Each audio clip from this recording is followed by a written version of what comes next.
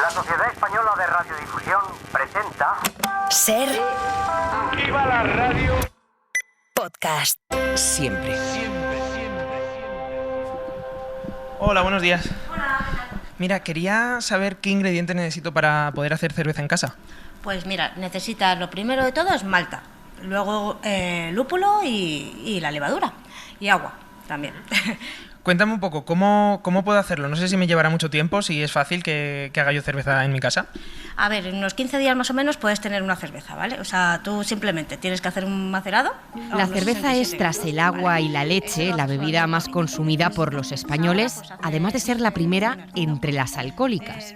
Un informe de la plataforma Statista aseguraba que a lo largo del año 2022 consumimos más de 900.000 litros de esta bebida, la mayor parte, casi 800.000, de cerveza con alcohol. David González, ¿qué tal? Hola Laura, ¿qué tal? Oye, ¿cómo es que te has ido a comprar ingredientes para hacer tu propia cerveza? Pues mira, como tengo pocas cosas que hacer y no tengo nada que hacer, pues me voy a poner a hacer cerveza en casa. Ya sabes, Laura, que la cerveza es una de las bebidas favoritas de los españoles y es que pocos podemos resistirnos a saborear una cerveza bien fría en una terraza, ahora además que está llegando el calorcito. Pues eso es así, sí. Es verdad que muchos coincidimos en eso, pero cada uno tenemos nuestra variedad preferida, ¿verdad? Desde luego, sí. A lo largo de la década pasada vimos crecer el consumo y la presencia de las cervezas artesanas, aquellas que su proceso, desde la fabricación al embotellado, se produce en la misma fábrica y donde la intervención personal del maestro cervecero es el factor clave. En 2010, David Castro fue uno de los pioneros del sector y fundó La Cibeles, en Leganés. Sí, llevo haciendo cerveza en casa más de 25 años, me empujó mi hermano, le quité la olla del cocido a mi madre y me puse a hacer cerveza en casa, ¿no? Eso que al final era un hobby, pues por allá por el 2008 empecé a pensar en montar una fábrica de cerveza, realmente un brewpub, o sea, un restaurante con fábrica, que luego fue dirimiéndose la idea en lo que es montar una fábrica como tal, ¿no? Y eso es lo que hice en el 2010. A lo largo de la década hubo un auténtico boom de la cerveza artesana. Después de varios años en los que la cerveza lager industrial dominaba el mercado, los españoles empezaron a pedir nuevas variedades. En 2017 eran 521 las empresas dedicadas a este sector, muchas de ellas nacieron con proyección a nivel local, exaltando esos valores del consumidor más cercano, como era el caso de La Cibeles. Bueno, pues, al final cogí el nombre, cogí La Cibeles, que realmente yo creo que es símbolo de Madrid, y mucho más allá de lo que es el tema deportivo, por el cual también se conoce mucho, sino que realmente pues es una fuente. La cerveza está hecha con más de un 90% de agua, es un símbolo de Madrid de toda la vida, ¿no? No es el único caso, en esta línea nacía también la cerveza Postiguet en Alicante, que se anunciaba de esta forma. No hay mejor sensación que sentirnos orgullosos de lo que somos. Somos el destino de aquellos que buscan el sol.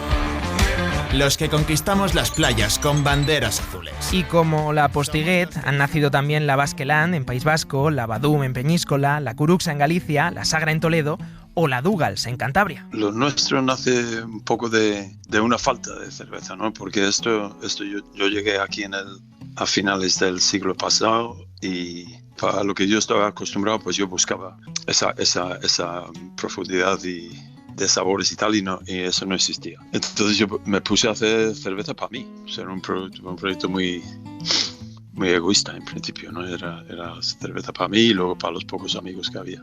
Este era Andrew Dougal, el creador de esta cerveza cántabra, y es que el éxito de esta tendencia, claro, llamó la atención de las grandes cerveceras. Algunas crearon sus propias variedades artesanas o se sumaban al discurso de estas, dando mayor importancia a cada ingrediente, como la marca Damm, que anunciaba así su Boldam. Ponme una Boldam, claro, una Marzen Beer, cerveza de marzos, que lo veo clarísimo, con ingredientes 100% naturales, con cebada solo de variedades puras, malteada en su propia maltería, la doble cantidad de maltas le confiere más aroma, más sabor y más cuerpo la Boldam. Otras, en cambio, absorbieron parte del capital o incluso el completo de estas pequeñas fábricas artesanas. Es lo que le pasó a La Cibeles, lo cuenta David Castro. Yo en ese año, en el 2018, me encuentro con una tesitura donde mis dos competidores más directos, pues a uno lo compra Molson Coors, que es la tercera cervecera más grande del mundo, y a otro lo compra InBev, que es la primera cervecera más grande del mundo, ¿no? Y yo tengo unas barreras de entrada muy grandes a lo que es la distribución, ¿no? Entonces yo en ese momento veo que realmente una asociación con una empresa que me dé una distribución cervecera, concretamente en la zona centro, pues me iba a venir muy bien.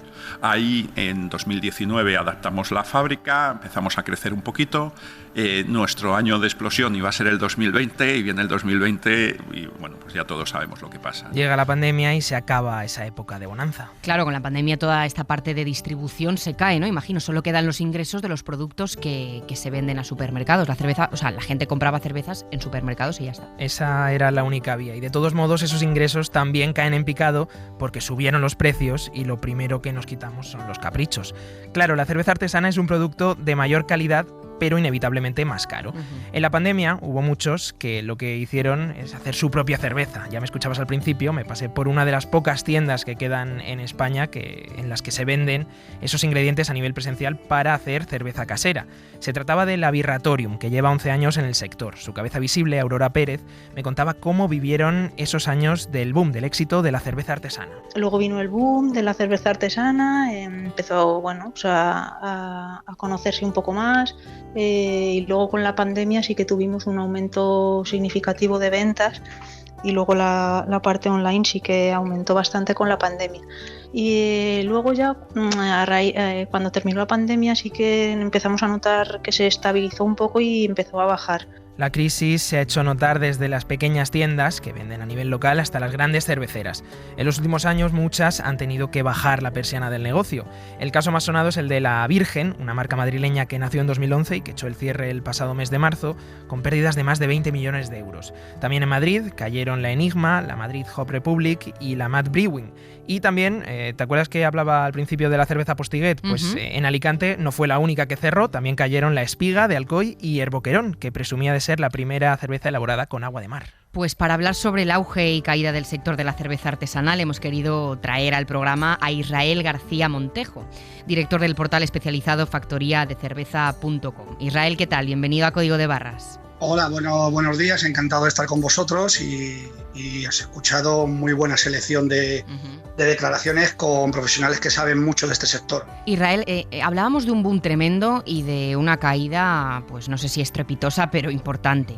¿Tan fina era la burbuja como para no sostener una crisis como la pandemia en 2020?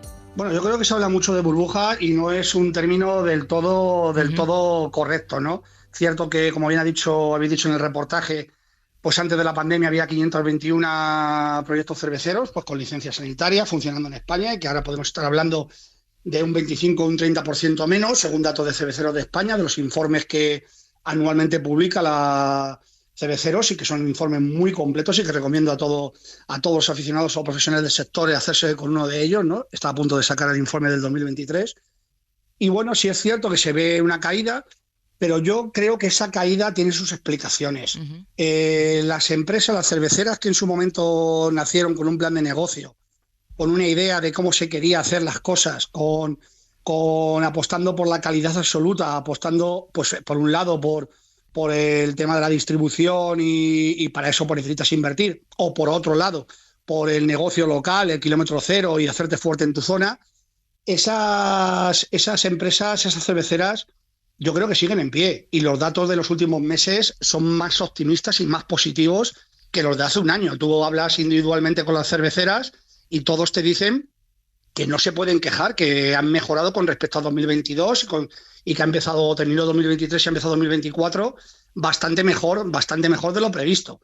Que sigue siendo cierto que hay una perspectiva o una sensación global de crisis, eso es verdad, pero si escarbas un poco, las cerveceras que siguen operando les va mejor de lo que parece ahora mismo. Yo creo que hay que dar un mensaje positivo en ese sentido.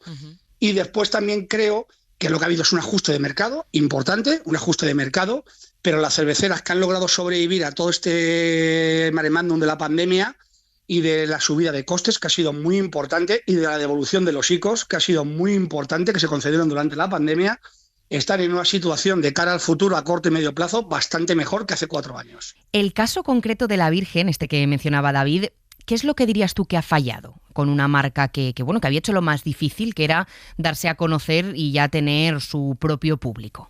Bueno, con el tema de La Virgen, de Cervezas La Virgen, que como bien dices es una marca que estaba muy consolidada en Madrid y que fue fundada por un grupo de gente joven, ¿no? En el año 2010, 2011, con una gran formación cervecera y también en el mundo del marketing, y que eso fue un poco el punto de partida suyo, ¿no? Y que tuviese éxito con un plan de negocio muy ambicioso.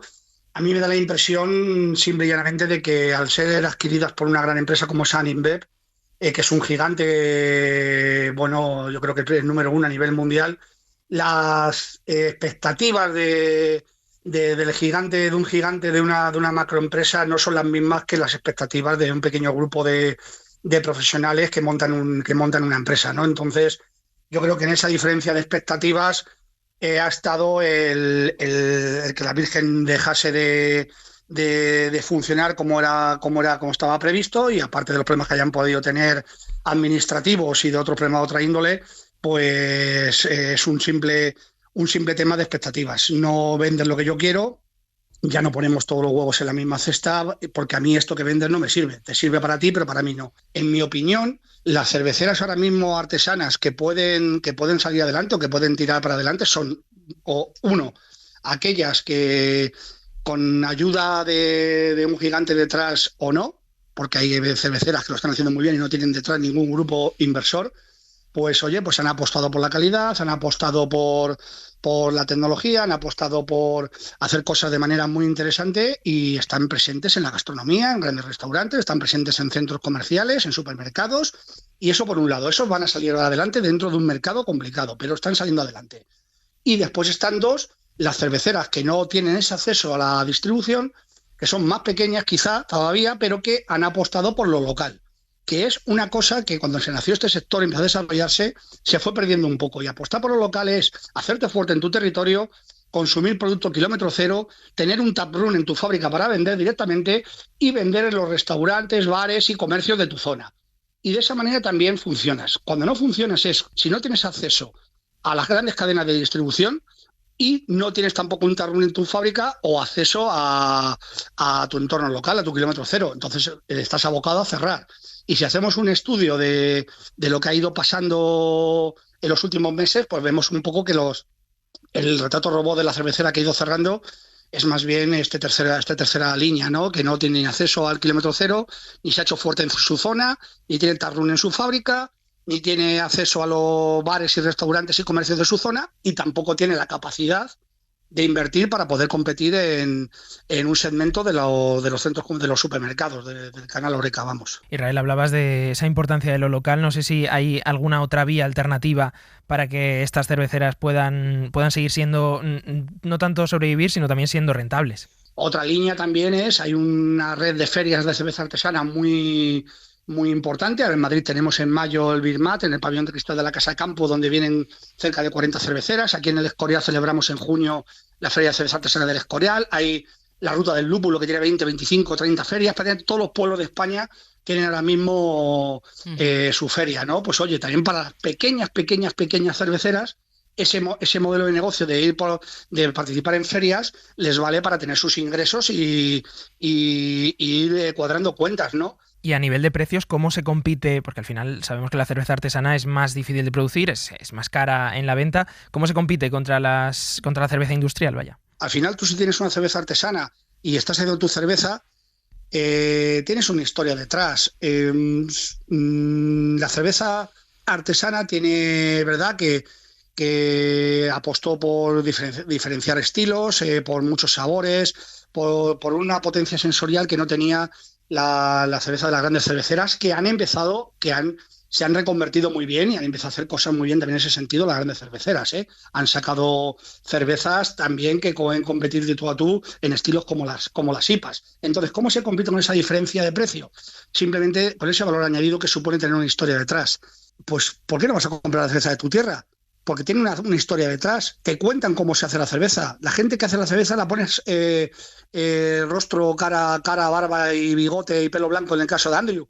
Sí. Entonces no te importa pagar X más, tampoco estamos hablando de cosas exageradas, por un producto de calidad que tiene una historia detrás y que sabe perfectamente cómo se hace, quién lo hace y cómo lo hace. Muy interesante esto que cuentas, Israel. Muchísimas gracias, Israel García Montejo, director del portal especializado factoriadecerveza.com, y nos escuchamos pronto. Nada, hasta ahora.